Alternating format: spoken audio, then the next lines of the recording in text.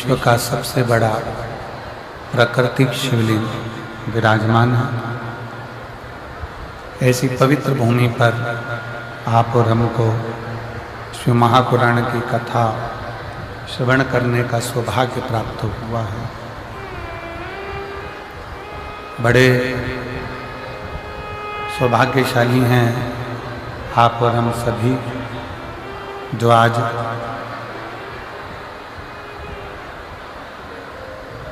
महाकाल की भूमि उज्जैन से भी हमारे मध्य में विद्वत ब्राह्मण जन महाकाल मंदिर से ही पुजारी जन पधारे। एक बार जोरदार ताली बजाकर उनके लिए साधुवाद है, प्रणाम। कथा मंडप में विराजमान जो निरंतर शिव महापुराण की कथा में हमेशा अपनी अग्रण्यता रखने वाली एवं संपूर्ण क्षेत्र में महिलाओं को एक ऊर्जा प्रदान करने वाली छत्तीसगढ़ शासन के माननीय मुख्यमंत्री जी की धर्मपत्नी श्रीमती कौशल्या देवी सहाय जी, जो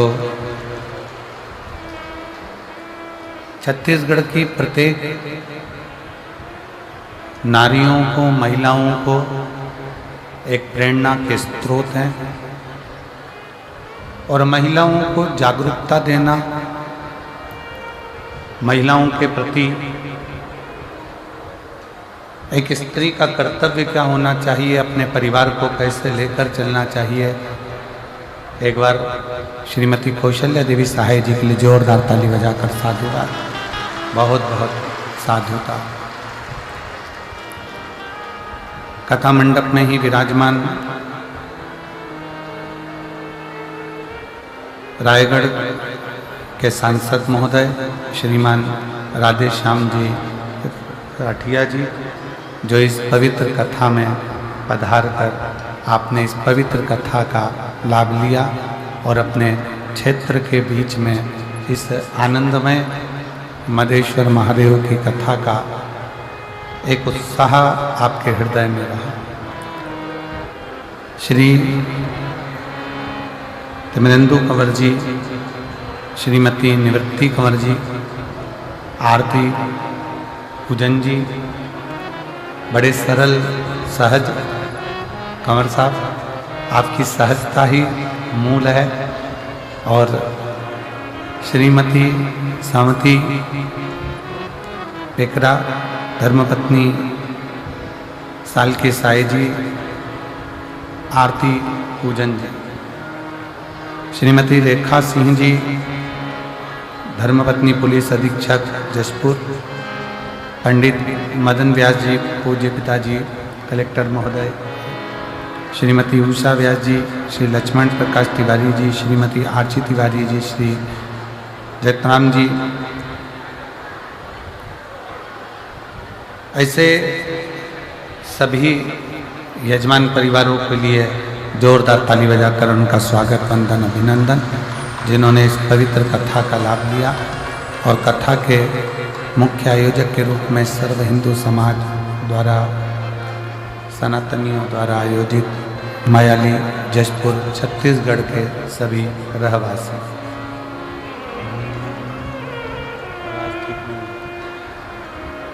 तेरी कृपा बिना न मिले एक भी अणु,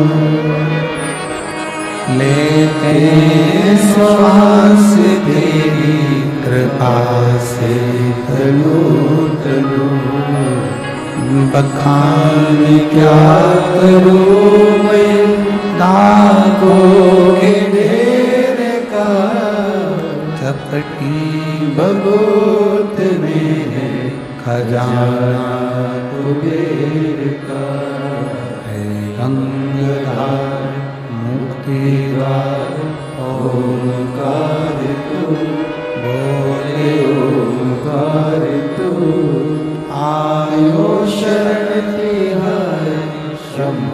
तार तार तू। बखान क्या करूं मैं राखों के ढेर का, चपटी भगोत में है खजाना कुबेर का। गंगाधार मुक्ति द्वार ओंकार तू, होवे ओंकार तू। आयो शरण की राही शंभो कार कार तू। शिव कथा कह रहे हैं, भगवान शंकर का चरित्र कह रहा है, शिव महापुराण की चरित्र कह रहा है। यदि संसार सागर में हमारा जन्म हुआ है, मृत्यु लोक में अगर आप और हम पैदा हुए हैं, जन्म लिए हैं, तो हमारा जन्म तब सार्थक है जब हम भगवान शंकर की अविरल भक्ति में डूबे हुए हैं, शिव नाम में हम रमे हुए।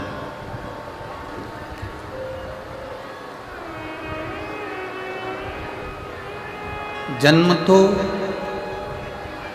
एक पशु पक्षी भी ले लेता है।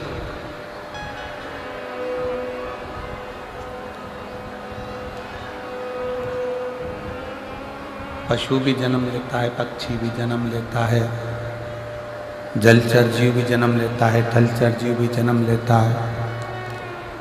जन्म तो कीट पतंगे भी ले लेते हैं, जीव जंतु भी जन्म ले लेते हैं। आवाज नहीं जा रही है कहीं पर भी।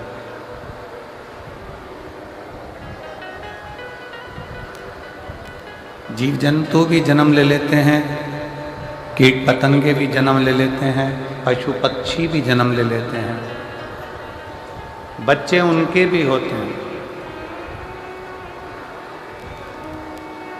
पेट वो अपना भी भर लेते हैं।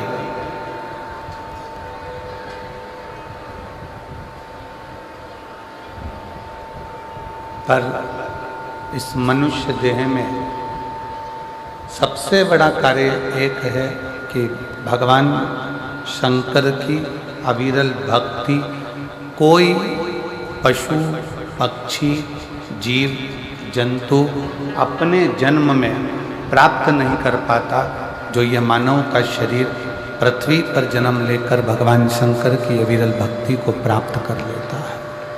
केवल एक मानव, केवल एक मनुष्य।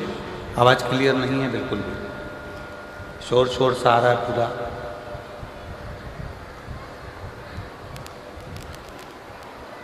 एक मानव, एक मनुष्य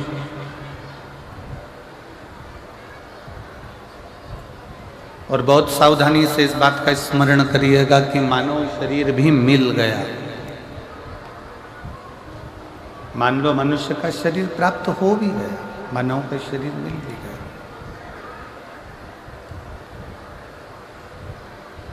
और उस शरीर को आपने पा भी लिया। और मानव शरीर पाने के बाद भी यदि आपका चित्त संसार में तो रमा, परिवार में भी रमा, कुटुंब में भी रमा, भगवान की भक्ति से दूर हो गया, तो फिर वो शरीर पाने का कोई मूलता नहीं।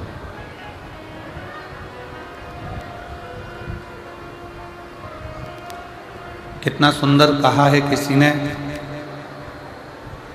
कि सरकारी गोडाउन को, सरकारी वेयरहाउस को, प्राइवेट वेयरहाउस को, प्राइवेट गोडाउन को भरना सरल है।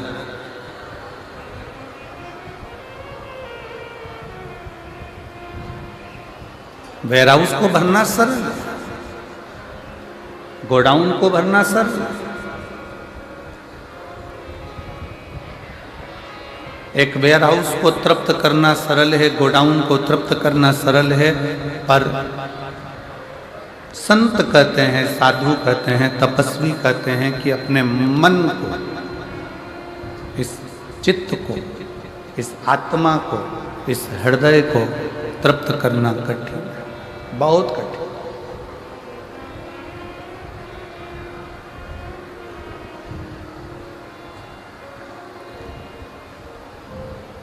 गोडाउन भर दिया, वेयर हाउस भर दिया, ये सरल है, पर मन को भरना, चित्त को भरना, इस हृदय को तृप्त करना बहुत कठिन।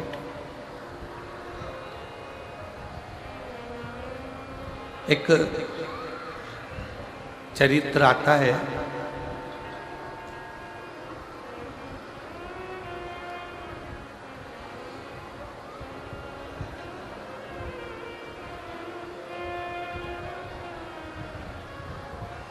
एक भिक्षुक एक पात्र लेकर, एक कटोरा लेकर एक राजा के दरवाजे पर चले जाते हैं। राजा के द्वार पर जाते हैं, राजा के दरवाजे पर जाते हैं, और भिक्षुक जब राजा के दरवाजे पर जाता है और राजा के द्वार पर जाकर वो भिक्षा मांगता है। राजा ने पूछा कि तुम्हें क्या चाहिए, इस पात्र में क्या दिया जाए, पात्र में क्या भर दिया जाए, इस पात्र में क्या प्रदान कर दिया जाए। तब वो भिक्षुक कहता है कि मुझे तुमसे कोई बहुत सारा धन नहीं चाहिए, मुझे तुमसे बहुत सारी संपदा नहीं चाहिए, मुझे तुमसे कुछ वैभव नहीं चाहिए, मुझे तुमसे कुछ भी ज़्यादा नहीं चाहिए, केवल ये जो मेरा छोटा सा पात्र है,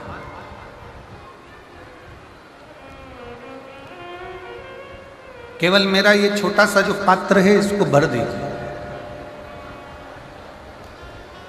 और बहुत छोटा सा पात्र, बहुत छोटा सा।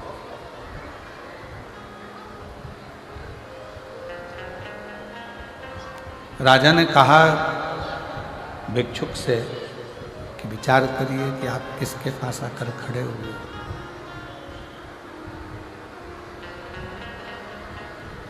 आप किसके पास आकर खड़े हो, जरा विचार करिएगा।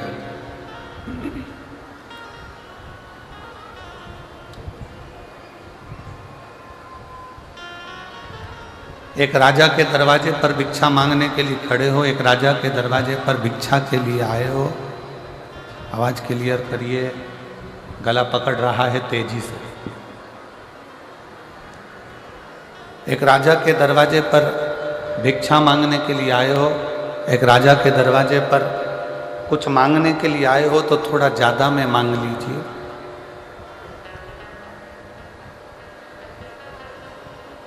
क्या छोटा सा पात्र लेकर मेरे पास में खड़े हुए।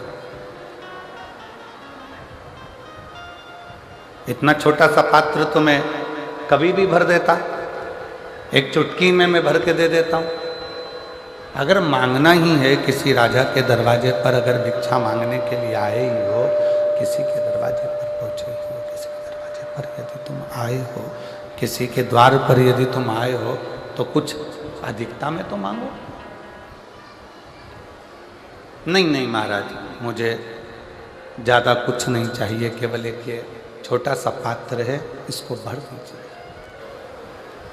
अब राजा को लगा इतना छोटा सा पात्र है, ये तो तुरंत भर जाएगा। राजा उस पात्र को लेकर अपने राजकोष में पहुंचा, भंडार में पहुंचा। सारा संपदा राजा ने उस पात्र के अंदर डाल दी, पर वो पात्र नहीं भरा पाया, वो पात्र नहीं भरा। पूरी संपदा राजा ने उस पात्र में डाल दी, पूरी संपदा उस पात्र के अंदर डाल दी, पूरा की पूरा वैभव उस पात्र के अंदर डाल दिया, पूरी की पूरी संपदा उस पात्र के अंदर डाल दी, पूरी की पूरी संपदा। और जब पूरी की पूरी संपदा उस पात्र के अंदर डाल दी, पर वो पात्र नहीं भरा है। पात्र में डालने के बाद भी पात्र खाली की खाली रह गया, वो पात्र नहीं भरा पाया। तब राजा ने पूछ लिया, हाथ जोड़कर राजा ने पूछा, उस भिक्षुक से, उस फकीर से, उस भिक्षुक से कि ये पात्र में हमने सारी संपदा डाली है, सब कुछ ले जाकर डाल दिया है, इस पात्र के अंदर हमने सब कुछ डाल दिया तो भी यह पात्र भराता क्यों नहीं? तब भिक्षुक ने, संत ने कहा कि यह पात्र कोई साधारण सा नहीं है, ये मनुष्य के सिर की खोपड़ी है जिसमें कुछ भी भरते चले जाओ पर ये आखिरी में खाली की खाली ही रहती है। इस मन को और इस बुद्धि को भरने के लिए बहुत समय लगता है, बहुत समय।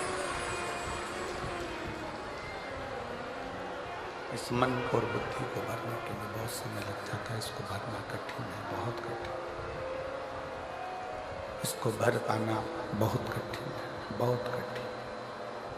बस यही शिव पुराण की कथा कर रही है, ये भगवान शंकर का चरित्र कह रहा है, यही शिव तत्व कह रहा है, यही शंकर जी का चरित्र वर्णन कर रहा है। यही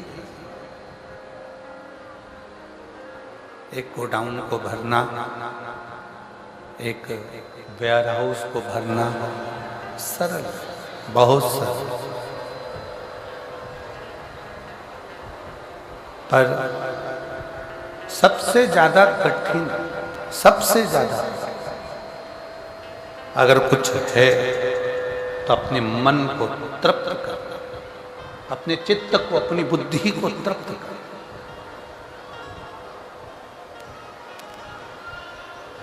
और दुनिया में वो तृप्ति प्राप्त नहीं हो सकती, दुनिया में वो तृप्ति कहीं प्राप्त नहीं हो सकती। वो तृप्ति दुनिया भर का वैभव, दुनिया भर का धन, दुनिया भर की सत्ता, दुनिया भर का सिंहासन, दुनिया भर की दौलत आपके पास यदि आ भी जाए तो भी आप तृप्त नहीं हो सकते। कब तक? जब तक वो शंकर करुणा न करे। और जिस दिन शिव की कृपा हो जाती है तो यह मन, बुद्धि, चित्त सब अपने आप तृप्त होते चले जाता है और उसमें तृप्ति का एक आनंद उत्पन्न होते चले जाता है। तृप्ति का एक आनंद। और शंभु शरणे बड़ी मांगू घड़ी घड़ी दुख काटो दया करी दर्शन आपो। शंभु शरणे मांगू घड़ी रे घड़ी दुख काटो दया करी दर्शन आपो। जब तक शंकर करुणा न करे, जब तक कृपा न करे, जब तक तृप्ति प्राप्त नहीं हो सकती, तृप्ति मिल नहीं सकती, तृप्ति प्राप्त नहीं हो सकती। शिव की करुणा, शंकर की दया, शंकर की उदारता, शंकर की कृपा, शंकर की दया, ये हमको तृप्त कर सकती है। शिव कथा कर रही है, भगवान शंकर का संवाद कर रहा है, शिव महापुराण की कथा वर्णन कर रही है, भगवान शंकर का चरित्र कर रहा है। बहुत तेज पानी गिरे,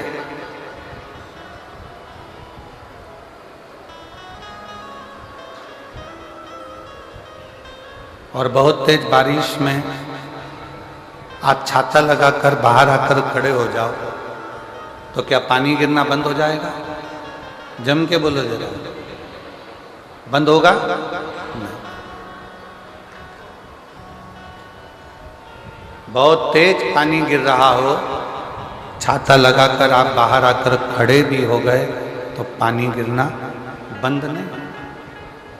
पर वो छाता आपको बल दे देगा। क्या बल देगा? कि कितनी भी तेज पानी आए पर ये छाता तेरे पास में है तो तुझे घबराने की जरूरत नहीं है, तू गीला नहीं हो। तू तेज पानी में भी, तेज बारिश में भी तू खड़ा हो सकता है।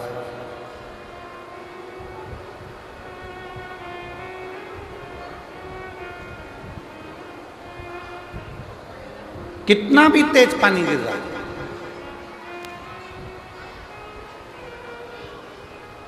कितनी भी तेज जलवृष्टि हो रही हो और छाता पकड़कर आप घर से बाहर निकल गए, ग्राउंड में जाकर बारिश में खड़े हो गए, पानी बहुत तेज गिर रहा है, बहुत तेज बारिश हो रही है, बहुत तेज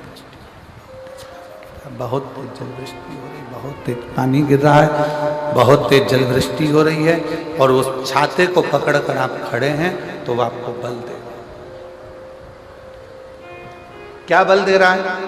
कि चिंता मत कर, तेरे हाथ में अगर छाता है तो पानी कितना भी गिरे मैं तुझे गीला नहीं होने दूंगा। उस छाते को पकड़कर तुम्हें बल की प्राप्ति होती है।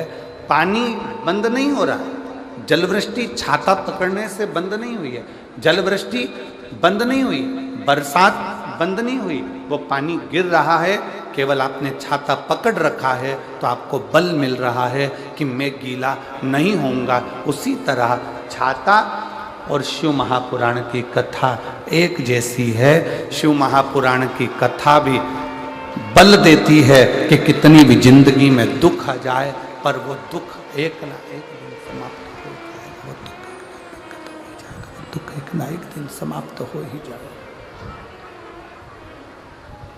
वो दुख एक ना एक दिन समाप्त हो ही जाएगा, वो दुख एक ना एक दिन समाप्त हो जाएगा। शंभु शंभु शंभु शंभु शंभु शंभु शंभु शंभु शंभु शंभु शंभु शंभु शंभु शंभु शंभु। वो दुख एक ना एक दिन समाप्त हो ही जाए। अब क्या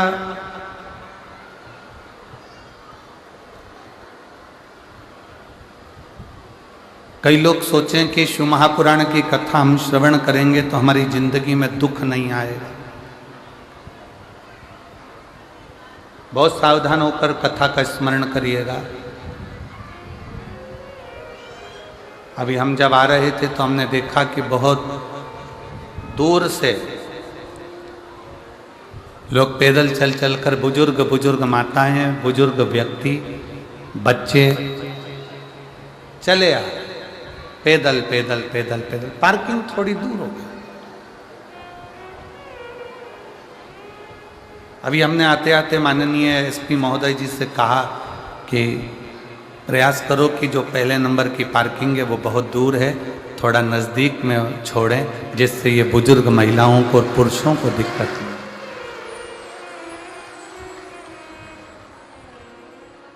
और उन्होंने तुरंत उसी समय पर वायरलेस पर सूचना भी शायद दी है कि जो पहले नंबर की पार्किंग बहुत दूर है तो उसको थोड़ा नज़दीक तक लेकर आए, जिससे लोगों को आने में दिक्कत ना। अभी हम देख रहे थे आते आते चले आ।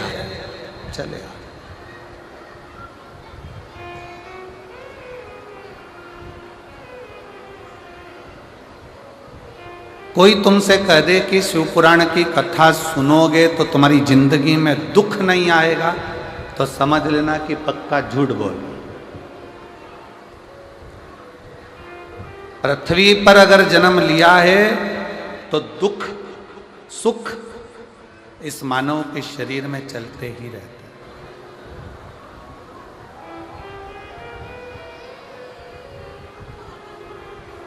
दुख सुख मानव की देह में चलते हैं। स्वयं गुरु नानक देव जी से बाले ने पूछ लिया था, हमारा जन्म होता है, बाले पूछता है गुरु नानक देव जी से कि जन्म के समय पर बच्चा क्यों रोता, किस लिए? गुरु नानक देव जी से पूछा कि जन्म के समय पर बच्चा क्यों रोता है?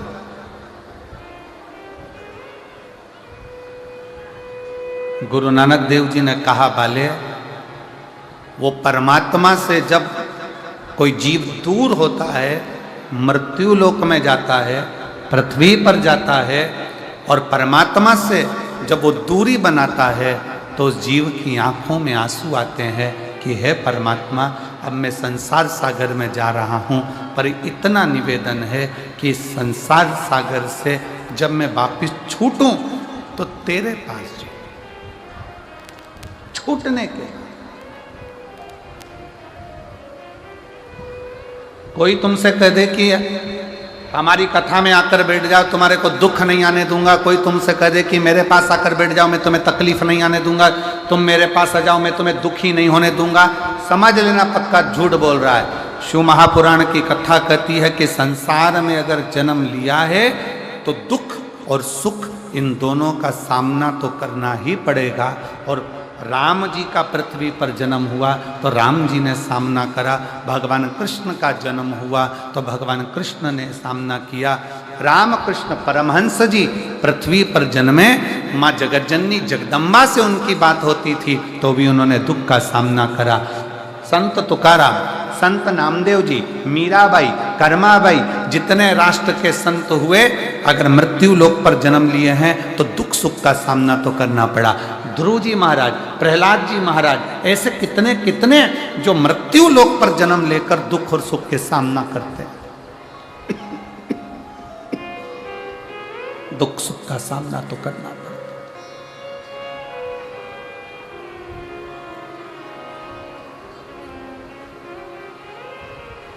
दुख आएगा।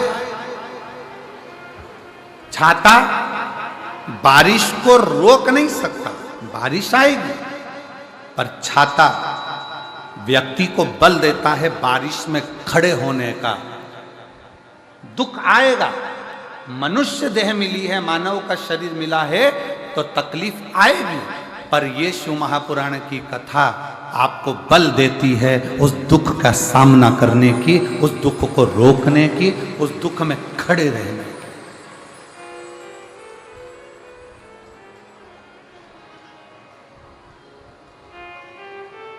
आएगा जरूर।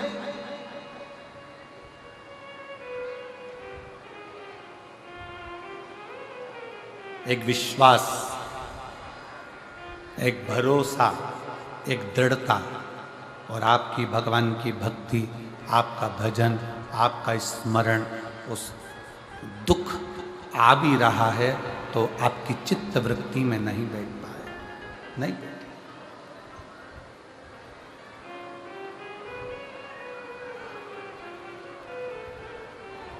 बस एक स्मरण रहे, किम्मत बुरे कर्म कर बंदे, वरना पछताएगा।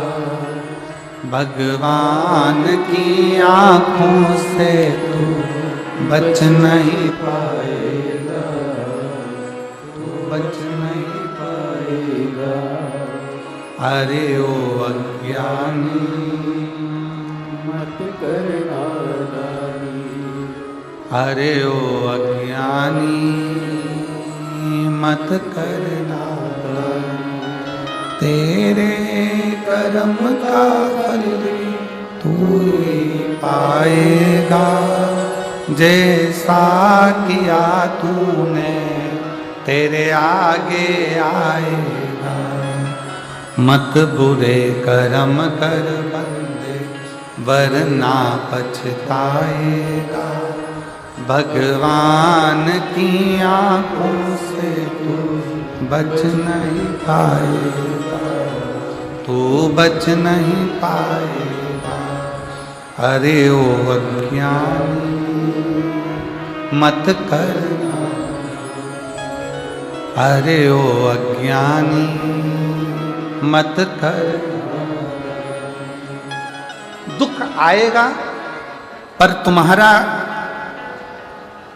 सुनी हुई शिव महापुराण की कथा, तुम्हारा चढ़ाया गया एक लोटा जल, तुम्हारा किया गया भगवान का भजन उस दुख को तुम्हें महसूस नहीं होने देगा,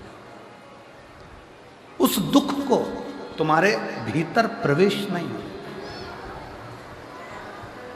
एक पत्र है, देखिए, अच्छा है।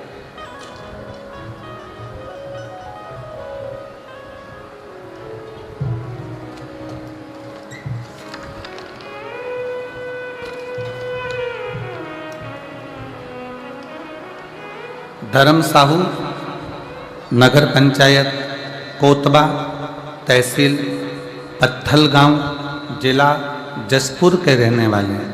कहीं बैठे हों तो हाथ हिला सकते हैं, अगर कहीं बैठे हों तो हाथ हिला सकते हैं। धर्म साहू, नगर पंचायत कोतबा, तहसील पत्थल गांव, जिला जसपुर। आए हैं? आ जाइए, आ जाओ, आ जाओ, एक बेलपत्र लेकर आ जाइए।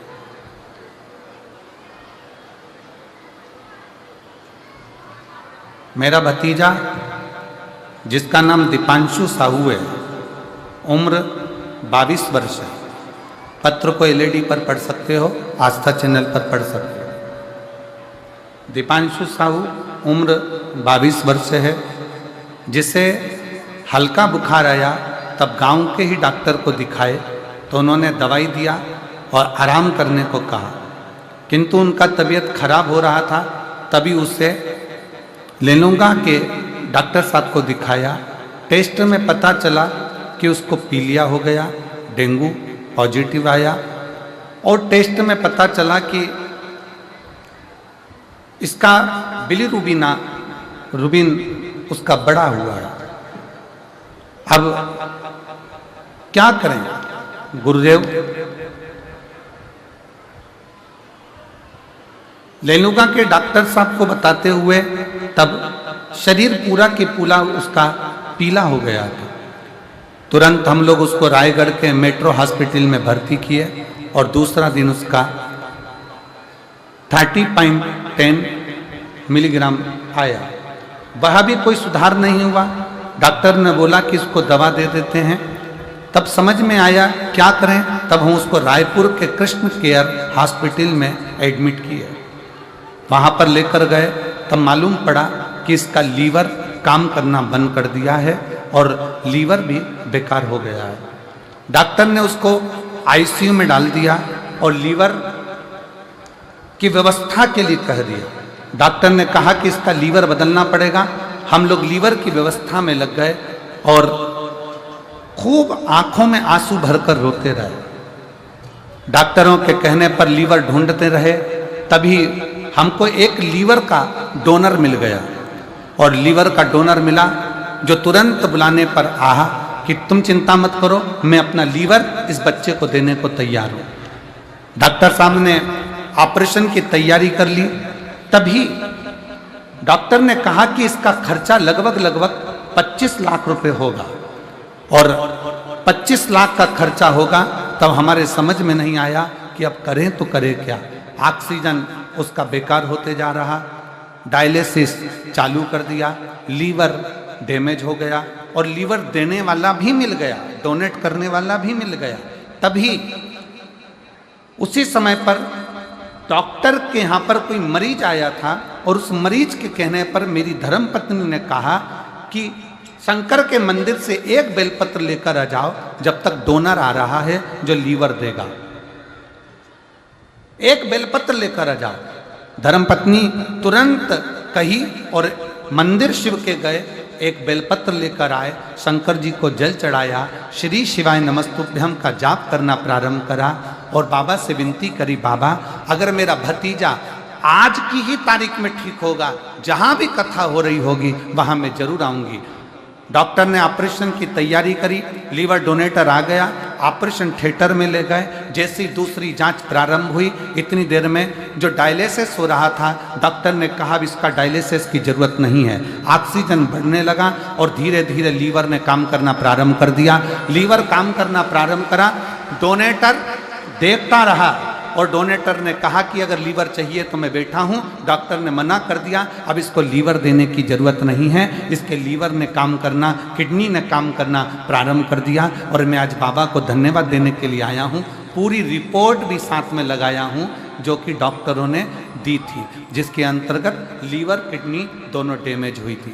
साधु था, आइए एक बार जोरदार ताली बजाएं। साधु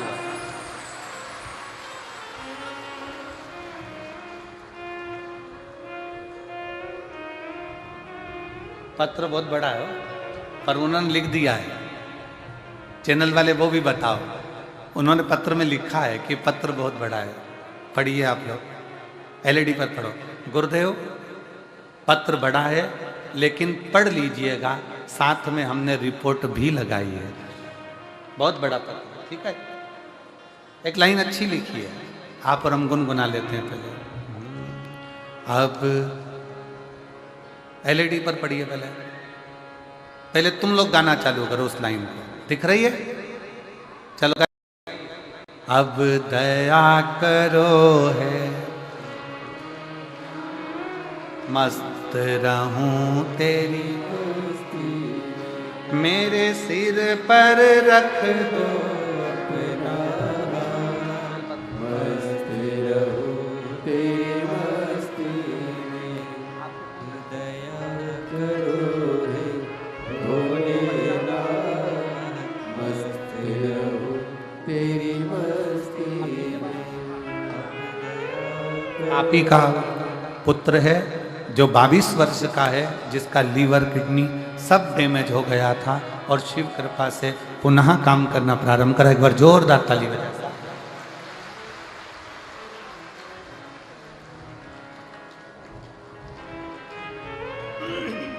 विश्वास, भरोसा, दृढ़ता। एक लाइन इस पत्र में और अच्छी लिखी है, देखिए।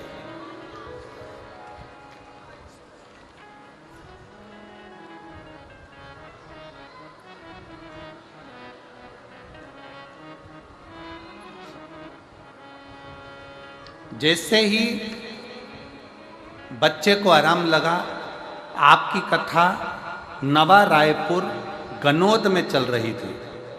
नवा रायपुर गनौद में कथा चल रही थी। तब जाकर हमने पंडाल में बैठकर बाबा से प्रार्थना करी थी कि बाबा इसको अच्छा कर दो। आज फिर निवेदन करूंगा, दुनिया की दृष्टि में ये केवल शिव महापुराण का पंडाल है। दुनिया की दृष्टि में यह केवल शिव महापुराण का पंडाल है, पर जो इस पंडाल में आकर बैठ जाता है, शिव महापुराण की कथा कहती है वो पंडाल नहीं, वो पिता का घर है और पिता आपकी बात को सुनता है और वर प्रदान करता है। ये शिव है। अकाल मृत्यु वो मरे जो काम करे चंडाल का, और काल उसका क्या बिगाड़े जो भक्त हो महाकाल का। जो शंकर की आराधना में डूबा, जो शिव की उपासना में डूबा,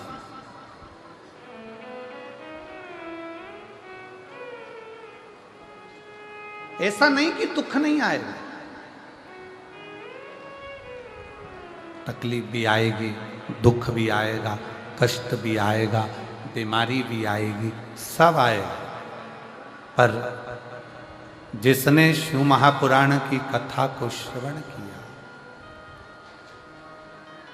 जिसने मेरे शंकर भगवान को एक लोटा जल समर्पित किया, जिसने भगवान शिव की आराधना की है, तो ये निश्चित है दुख कब आकर चला जाएगा मालूम भी नहीं पड़ पाएगा और अपना जीवन सार्थक होता चले जाएगा।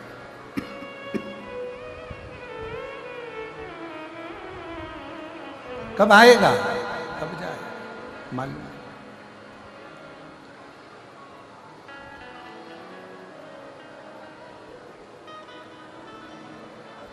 छाता बारिश में खड़े होने का बल देता है। शिव महापुराण की कथा दुख में, तकलीफ में खड़े होने का बल देती है। शिवपुर।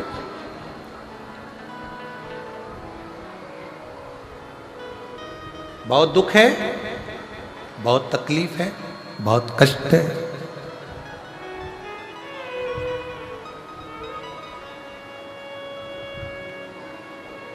माना संसार सागर में सहजता में रहना सरल बात नहीं है।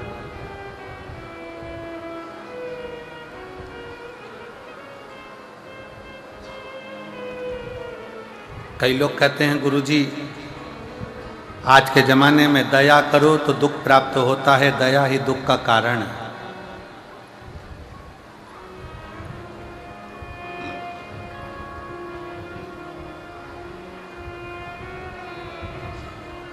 कई लोग कहते हैं गुरुदेव दया ही दुख का कारण है, ये दुनिया के लोगों ने एक कहावत बना दी। पर सत्यता यह है कि दया दुख का कारण नहीं है, दया सुख का कारण है। जिसने ये बनाया कि दया दुख का कारण है, ये वो नहीं जानता कि दया का मतलब क्या होता। कितनी कृपा करी होगी मेरे शंकर भगवान ने कि अमृत का कलश तो देवताओं को दे दिया और विष का कलश खुद ने रख लिया।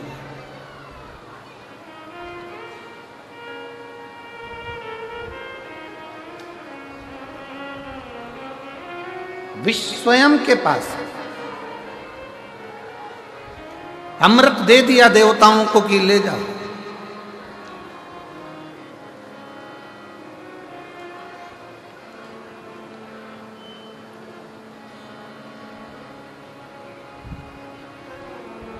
पार्वती जी ने कहा भी, माँ जगत जननी जगदम्बा माता पार्वती जी ने बोला भी कि ये आपके पास में विष का पात्र आया है, विष का कटोरा आया है, आपके पास में विष का कलश आया है और आप विष अपने पास में रहकर ये सारे देवताओं पर दया बरसा रहे हो, दया कर रहे हो और ये सारे देवताओं को आप दया कर कर अमृत दे दिए। ये विष पियोगे तो प्राण छूट जाएंगे।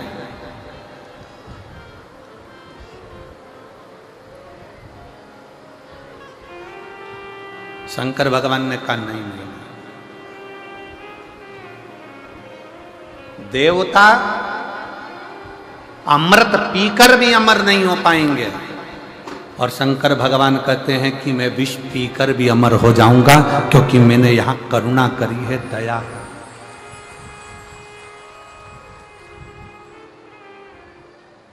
मैंने यहां करुणा करी है, दया करी है। देवता अमृत पीकर भी, अमृत पीने के बाद भी अमर नहीं हो पाते और मैं विष पीकर भी अमर होता हूं। ऐसे संसार सागर में कई लोग हैं, कई ऐसे भी हैं जिनका बहुत वर्चस्व है, खूब नाम है, खूब सत्ता है, खूब वैभव है, खूब प्रतिष्ठा है, खूब आनंद है, चारों तरफ सुख ही सुख है। और एक व्यक्ति वो है जिसको दुनिया के लोग गाली देते हैं, अपशब्द कहते हैं, ताना देते हैं, आड़ा टेढ़ा कहते हैं, बहुत ठोकर लगाते हैं, बहुत ठोकर।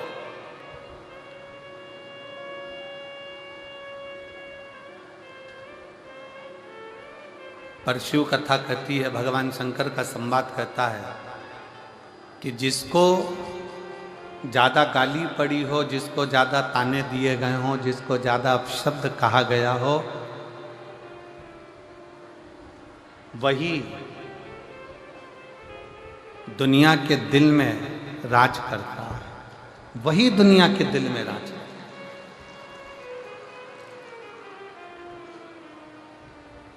अब आप लोग जरा अंदाजा लगाइएगा, जब जब सोशल मीडिया को देखोगे, जब जब यूट्यूब पे घूमोगे, जब जब आप इंस्टाग्राम पर जाओगे, जब जब आप फेसबुक पर जाओगे, जब जब आप व्हाट्सएप पर जाओगे, आप सोशल मीडिया को छानोगे तो दिन भर 24 घंटे लोग वो मोदी जी को गाली देते हुए मिलेंगे। मोदी जी ने ये कर दिया, मोदी जी ने वो कर दिया, मोदी जी ने ये कर दिया, मोदी जी ने वो कर दिया, 24 घंटे।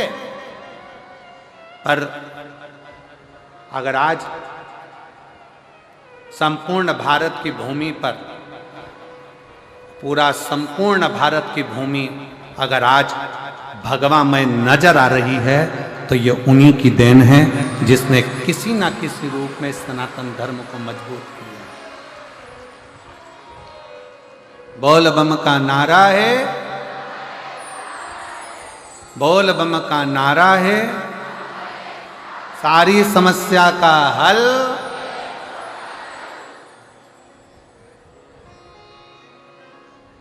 भले ताने दिए जाएं, भले अपशब्द किया जाए, भले आड़ा टेढ़ा बोला जाए,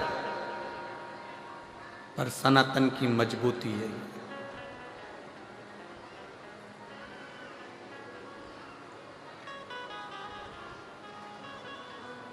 और मजबूत होना चाहिए। शिव कथा कर रही है, भगवान शंकर का चरित्र कथा है।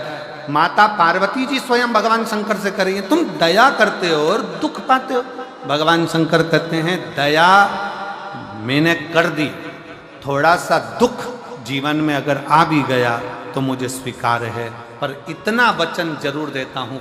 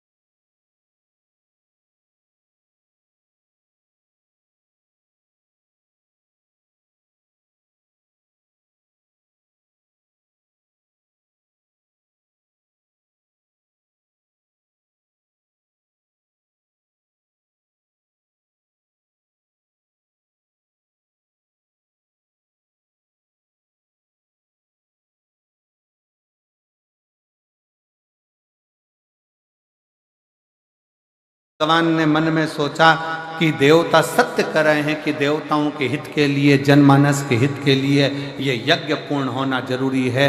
तो शंकर भगवान उस समय पर दया करने के लिए चले तो ब्रह्मा जी भी हाथ जोड़कर खड़े हो गए कि महादेव आपकी धर्म पत्नी जलकर भस्म हो गई है, महादेव आपकी पत्नी यज्ञ कुंड में जलकर भस्म हो गई है, और आप देवताओं के हित के लिए, जनमानस के हित के लिए फिर दक्ष प्रजापति का सिर जोड़ने जा रहे हैं। आप फिर दक्ष प्रजापति का शीश जोड़ने के लिए जा रहे हैं। शंकर भगवान कहते हैं कि कुछ भी हो, पर संसार में रहने वाले जीवों का, देवताओं का, मृत्यु लोक में रहने वाले मानवों का कभी भी अहित नहीं होना चाहिए। सर्वे भवन्तु सुखी, सब सुखी रहे। आज कितनी विडंबना है, कितनी विडंबना।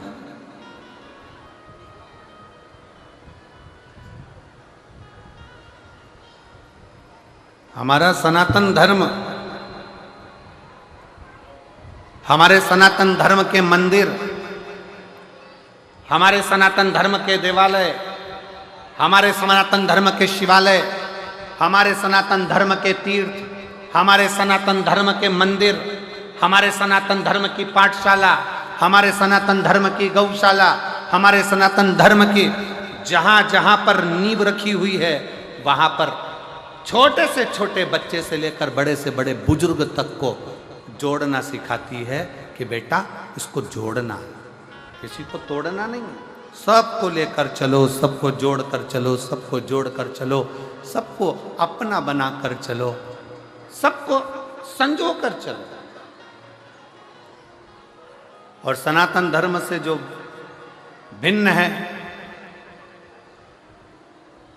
दूसरे धर्म के लोग जो सनातन धर्म से दूर हैं, वो सनातन धर्म से दूर होने के बाद ये विचार करते हैं कि इनको किस तरह से काटना है, किस तरह से इनको ले जाकर एक और पटक देना।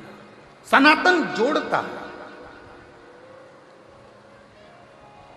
शिव जोड़ने का काम करते हैं, भगवान शंकर जोड़ने का काम करते हैं। शिव जी ने करा क्या? शंकर भगवान से कहा कि तुम्हारी धर्म पत्नी जलकर राख हो गई, तुम्हारी धर्म पत्नी जल गई, सती स्वाहा हो गई, सती का शरीर जल गया, भस्म हो गई, और तुम दक्ष प्रजापति के सिर को लगाने की बात कर रहे हो।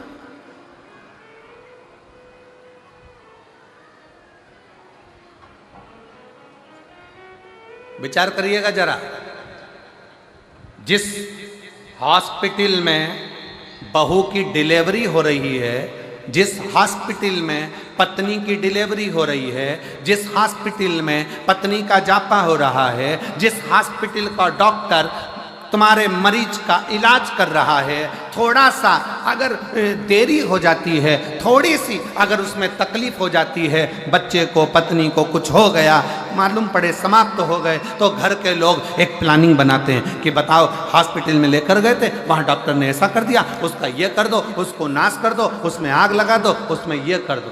जरा विचार करिएगा, परिवार का एक व्यक्ति को अगर थोड़ी सी भी चोट आती है तो लोग चक्का जाम कर देते हैं, लोग रोक देते हैं। और जहां देव अधिदेव महादेव की धर्म पत्नी माता सती जलकर भस्म हो गई, और भस्म होने के बाद भी शंकर जी से कहा गया कि आप दक्ष प्रजापति का सिर जोड़ दो। शंकर भगवान सिर जोड़ने के लिए आतुर हो गए।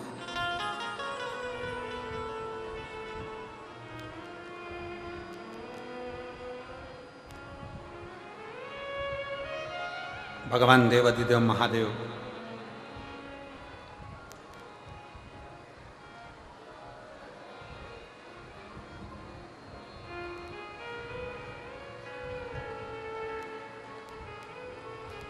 दो चीजें हैं,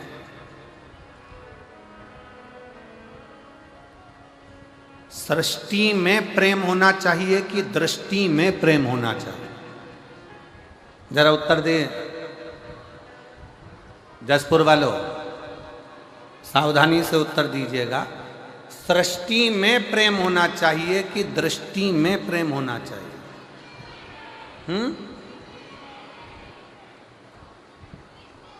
दृष्टि में। बहुत बहुत धन्यवाद, जोरदार ताली बजाओ, बहुत सुंदर उत्तर। सृष्टि में प्रेम और दृष्टि में प्रेम, दोनों में अंतर है। सृष्टि में प्रेम एक दिन समाप्त हो जाता है, पर यदि हमारी निगाहों में, हमारी दृष्टि में अगर प्रेम का पर्दा लग गया तो जो से नफरत है ना, वो भी प्रेममय नजर आता है। सृष्टि पूरी प्रेममय दिखती है, पूरी प्रेम, पूरी सृष्टि प्रेममय दिखती है।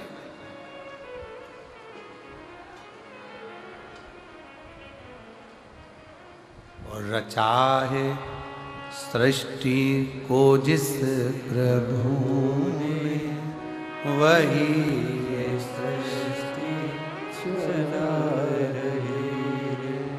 रचा है सृष्टि को जिस प्रभु ने, वही सृष्टि चला रही। जो पेड़ हमने लगाया पहले,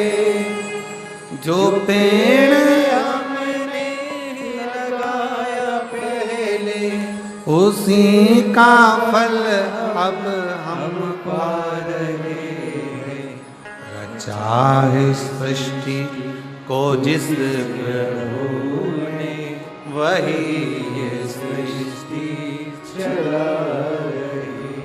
रचा है सृष्टि को जिस प्रभु ने वही ये सृष्टि चला रहे।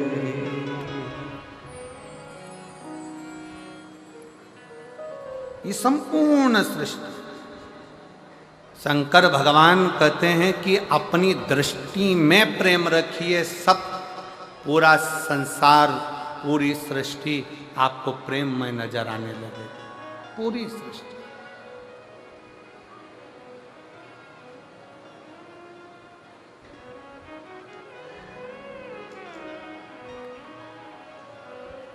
शंकर जी के मंदिर कौन कौन जाता है एक लोटा जल चढ़ाने? जरा हाथ उठाओ सब। जाते हो सब लोग? रख लो रख लो रख लो रख लो। आज के समय में सबसे व्यस्त देव हैं देव अधिदेव महादेव।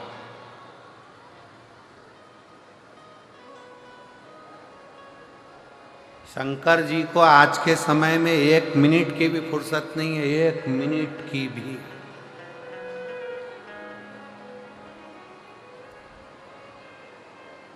सारे देवता एक बार तैयार होते हैं, फिर दूसरे दिन तैयार होते हैं।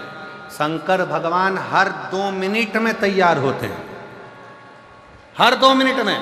कोई आया, एक लोटा जल चढ़ाया, हर हर महादेव, नीला धुला के, भगवान का स्नान करा के, त्रिपुंड लगा के, माला धरा के, बेलपत्री चढ़ा के वो गई। इतनी देर में दूसरी आ गई, सिर पे पल्लू लगकर हर हर महादेव। उसने भी नीला धुला के, त्रिपुंड लगाया, पत्ती चढ़ाई, श्रृंगार करा। इतनी देर में तीसरी आ गई, शंभो सर। और मंदिर में उसने झाड़ू लगाई, पोछा लगाया। झाड़ू पोछा लगाने के बाद बैठ गई बाल्टी भर के, शंकर जी को फिर उंडेल दिया, उंडेल कर फिर श्रृंगार कर दिया, श्रृंगार करके फिर वो गई। इतने में तीसरी आ गई, जूड़ा बांध के। फिर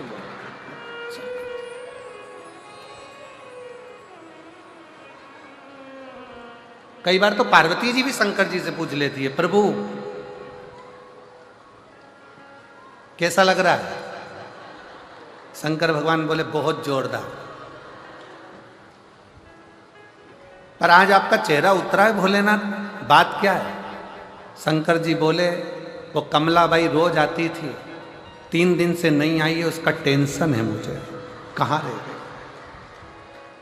जैसे तुमको मंदिर में जाने पर मंदिर पहुंचने की ललकता रहती है, उसी तरह मेरे देव अधिदेव महादेव जो जगत का बाप है, उसको आपसे मिलने की ललकता रहती है। आपसे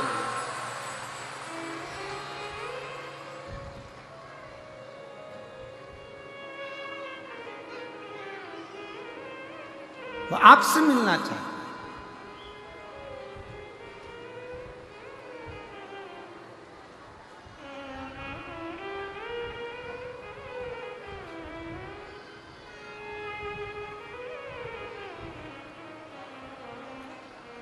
देव अधिदेव महादेव भगवान शंकर ओगरदानी त्रिकालदर्शी कैलाशी अविनाशी शिव।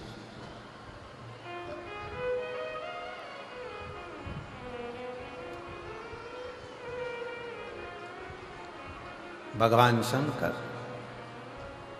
भगवान शिव,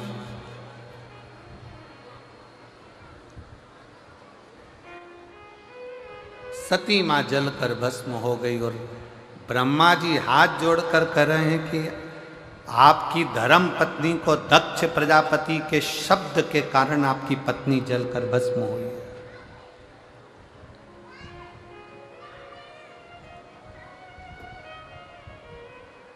दक्ष प्रजापति के ऐसे शब्द पढ़े कि आपकी पत्नी जलकर भस्म हो गई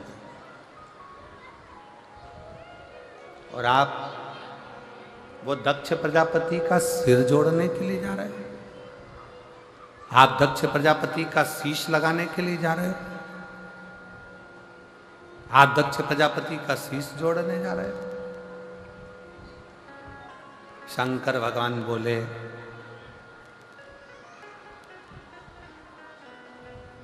व्यक्ति को अपना कर्म करना नहीं छोड़ना चाहिए। एक निवेदन मेरी जीजियों से है, जितनी मेरी जीजियां शिव महापुराण की कथा इस जसपुर मायाली गांव मदेश्वर बाबा के चरणों में बैठकर सुन रही हैं, और जितनी मेरी जीजियां टीवी पर, मोबाइल पर, व्हाट्सएप पर, गूगल पर, फेसबुक पर, यूट्यूब पर कथा सुन रहे हैं, उनसे भी कहें, सास अगर गाली देती है तो क्या तुम दवाई देना बंद कर दोगी क्या? जम के बोलो जरा। उसको तकलीफ हो रही है, सिर में दर्द हो रहा है, पाँव में तकलीफ हो रही है, तो तुम तो दवाई तो दोगी ना। बोलो तो जम के दो। सास का काम है गाली देना, उसको देन दो। सास का काम है अपशब्द कहना, उसको कहन दो। सास का काम है ताने देना, उसको देन दो। शायद कई माताएं कहती हैं मेरी ननद ने मेरे साथ ऐसा किया, मेरी ननद ने मुझे ताना दे दिया, मेरी ननद ने ऐसा कह दिया, मेरी ननद ने वैसा कह दिया, मेरे नंदोई ने ऐसा कह दिया। शायद आप नहीं जानते हो, आप सबकी ननंद तो फिर भी ठीक होगी। पार्वती जी की जो ननंद थी ना, पार्वती जी की जो ननंद थी, वो इतनी प्रबल थी, इतनी प्रबल कि पार्वती मैया भोजन बनाकर गणेश जी के लिए रखकर जाती थी, मोदक बनाकर कार्तिकेय के लिए रखकर जाती थी, और पार्वती जी की ननंद छिप्रिया वो उस मोदक को उठाकर पूरा की पूरा नंदी को खिला देती थी। आपकी ननंद तो फिर भी अच्छी है, कम से कम तुम्हारी बनाई गई रोटी को उठाकर कहीं नंदी को, बेल को, या गाय को, या अन्य इधर उधर कुत्ता उत्ता को तो नहीं दे रही।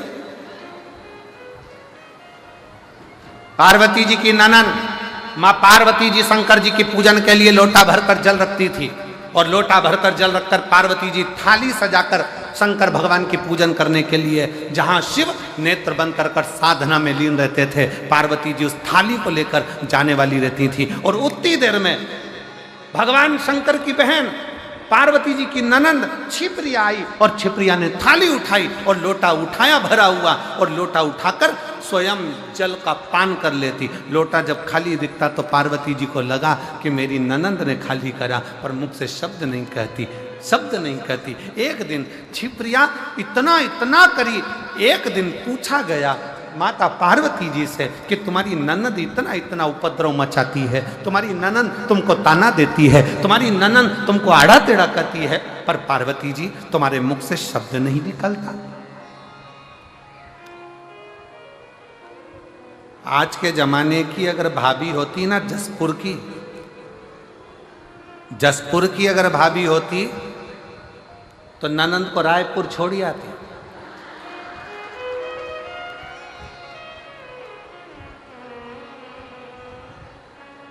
और दूसरी बार फोन भी नहीं लगाती कि तुम रक्षाबंधन पर। अगर ऐसी ननंद होती तो वो सीधे ले जाकर पहले रायपुर छोड़ती कि चलो यहां से।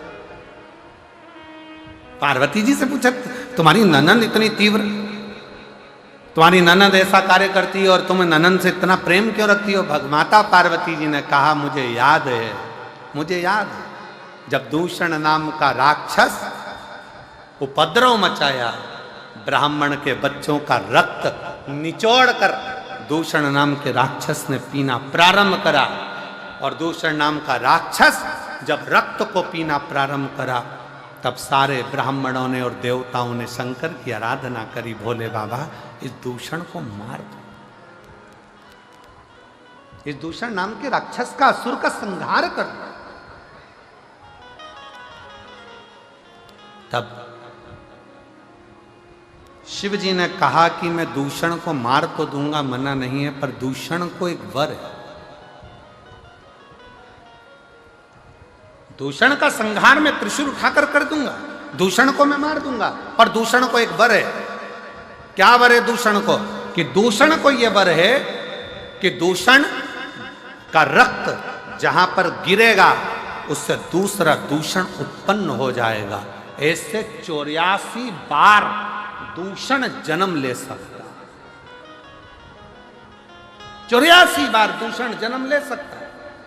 तो बाबा भोलेनाथ, क्या आप उस दूषण को नहीं मार सकते? शंकर जी कहते हैं मैं दूषण को मार दूंगा, पर निवेदन है कि सारे देवता मिलकर और सारे ब्राह्मण मिलकर मेरी बहन के पास जाएं, क्षिप्रिया के पास जाएं और क्षिप्रिया से जाकर कहें कि क्षिप्रिया तुम एक काम करना, जैसे ही दूषण का रक्त गिरेगा ना, तुम पानी का रूप ले लेना, जल का रूप ले लेना, और दूषण का जैसे ही रक्त गिरे उस पर पानी फेर देना, तो दूषण का दूसरा दूषण पैदा ही नहीं होगा और दूषण मर जाएगा। क्षिप्रिया ने कह दिया ठीक है, कह दो शंकर जी से, भोले बाबा से कह दो दूषण नाम के राक्षस का संहार करें। शंकर भगवान दूषण नाम के राक्षस का संहार करने के लिए जैसे ही गए, शंकर जी ने दूषण नाम के राक्षस का संहार कर दिया। जैसे ही संहार करा, क्षिप्रिया को आने में देरी हो गई, क्षिप्रिया नहीं पहुंच पाई। क्षिप्रिया नहीं पहुंची तो दूषण ने 84 रूप रख लिए। अब जैसे ही दूषण ने 84 रूप रखे, 84 रूप धारण कर लिए दूषण ने, क्षिप्रिया जैसी आकर खड़ी हुई तो सारे ब्राह्मणों ने, संतों ने, भगवानों ने, सबने कह दिया माँ आपको आने में देरी हो गई। इतने में तो दूषण ने 84 रूप रख लिए। अब क्या होगा? शंकर भगवान तो अपना रूप नहीं रख सकते, क्योंकि वो ओघड़दानी है, वो शंभु है, वो रूप कभी नहीं रख सकते। राम जी अगर पृथ्वी पर जन्म लेके अपना नारायण रूप रख सकते हैं, भगवान नारायण अपने अनेक रूप रख सकते हैं, ब्रह्मा जी अपने अनेक रूप रख सकते हैं, इंद्र अपना रूप बना सकता है, देवता देवी अपना रूप बना सकती है, पर शंकर कभी भी रूप नहीं रखते हैं। शंकर तो अड़भंगा है, एक रूप ही काफी है सारे जगत के कल्याण के लिए, इसलिए शिव को रूप रखने की जरूरत नहीं पड़ती। भगवान शंकर को रूप रखने की जरूरत नहीं पड़ेगी। अब क्या होगा? इतने में क्षिप्रिया ने कहा चिंता मत करो, अगर दूषण नाम का असुर 84 रूप ले सकता है तो मैं भी शंकर की बहन हूं, शिव की बहन। इतना बल मुझ में है कि मैं शंकर के 84 रूप विभाजित कर सकती हूं, पर शिव तो रूप रख नहीं सकते। क्षिप्रिया कहती है मैं रखूंगी शंकर के 84 रूपों को, मैं शंकर भगवान के 84 रूप धारण करवाऊंगी। और मां क्षिप्रिया ने अपने जल का वेग इतना तेज करा कि शंकर भगवान के 84 रूप हो गए, और 84 रूप धारण कर कर, दूषण 84 थे, उन 84 दूषण को शंकर भगवान काल अधिपति महाकाल ने 84 रूप धारण कर कर संहार कर दिया। माँ क्षिप्रिया ने हाथ जोड़कर निवेदन कर दिया, भैया अब इस महाकाल वन में, इस महाकाल की भूमि में, इस अवंती का प्रदेश में, हे मेरे भैया आप इन्हीं 84 रूप में विराजमान रहना, और मेरे काल अधिपति 84 महादेव के रूप में अवंती का पुरी में विराजमान। अवंती का पुरी में 84 रूप में मेरे देव अधिदेव महादेव विराजमान हो गए।